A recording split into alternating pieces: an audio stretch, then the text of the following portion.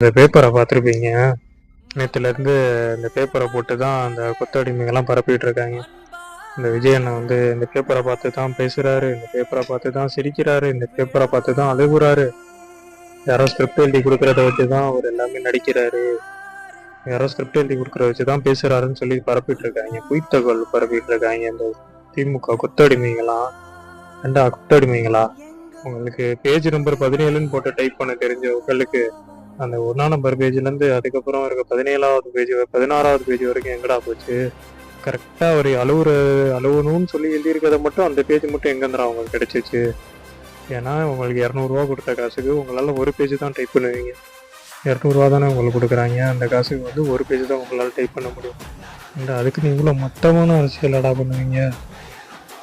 அதான் உங்களுக்கு தெரிஞ்சதுன்னா இந்த கேவலமான அரசியலும் மட்டமான அரசியல் மட்டும்தானே. நீங்கள் சட்டசபையில் ஜெயலலிதா அம்மாவோட புடையை பிடிச்சி இழுத்து அவங்கள அசிங்கப்படுத்தினாங்கதான்டா. உங்களுக்கு இதெல்லாம் என்ன அசிங்கம்? இதெல்லாம் சாதாரண அசிங்கம்டா உங்களுக்கு. இதெல்லாம் நீங்கள் கண்டுக்காமல் கட்சியோட சின்னத்தை மட்டும் பொதுமக்கள்கிட்ட கொண்டு போய் சேர்க்குற வழியை மட்டும் பாருங்க. இவங்கெல்லாம் 200 வாங்குற வரைக்கும் பேசுகிற வரைக்கும் பேசிட்டு போகிறாங்க. அதெல்லாம் கண்டுக்காமல் விட்டுருங்க. அதுக்கப்புறம் இன்னைக்கு ஒரு புதுசாக ஒரு கொத்தடிமை ஒன்று இறக்கியிருக்காங்க பாருங்கள். ஜல்லிக்கட்டில் போராடினவலாம், ஜல்லிக்கட்டில் கத்துனவ, ஜல்லிக்கட்டின கத்தி தனக்காக சுயநலத்துக்காக போய் பிக் பாஸில் போயிட்டு ஆபாசமாக நடித்து அசிங்கமாக வெளியே போனவ. அவள் யாருன்னு பார்த்தா அவளோட போட்டோவே நம்ம விர்ச்சுவல் வாரியர்ஸ் எடுத்துட்டாங்க. எடுத்து பார்த்தா சேகர் பாபு கூடயும் இன்னொரு அமைச்சர் ஒருத்தர் கூடயும் இன்னும் போட்டோ எடுத்திருக்கா. அவள் கொத்தடிமை திமுக குடும்பம். இவ்வளோ நாள் யாரையோ வச்சு மூவ் பண்ணி பார்த்தாங்க. இப்போ கடைசியாக அடுத்து இன்னொருத்தர் ஜல்லிக்கட்டு போராளின்னு பொய் போராளி இருக்கா பாருங்க. அவளை கொண்டு வந்து விஜயண்ணனுக்கு எதிராக பரப்பிட்டு இருக்காங்க. ஜல்லிக்கட்டு போராட்டத்துக்கு உண்மையான போராடினவங்க எல்லாருமே ஒரு வாரத்துக்கு முன்னாடி தான் அவங்க எல்லாத்துக்குமே தீர்ப்பு இருந்துச்சு. அவங்க தான் உண்மையான போராளிகள்.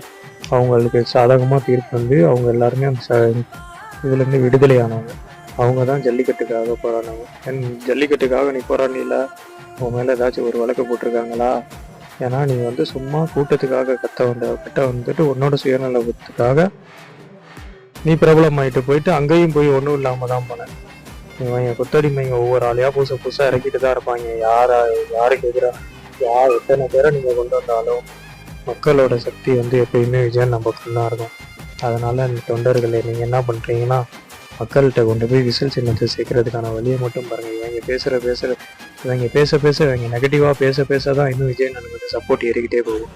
அதனால் அதெல்லாம் கண்டுக்காமல் நீங்கள் பார்த்துட்டு உங்கள் சின்னத்தை மட்டும் மக்கள்கிட்ட கொண்டு போய் செஞ்சு தேர்தல்களில் இறங்கி நம்ம விஜயன் வந்து சிஎம் ஆக்குறதுக்கு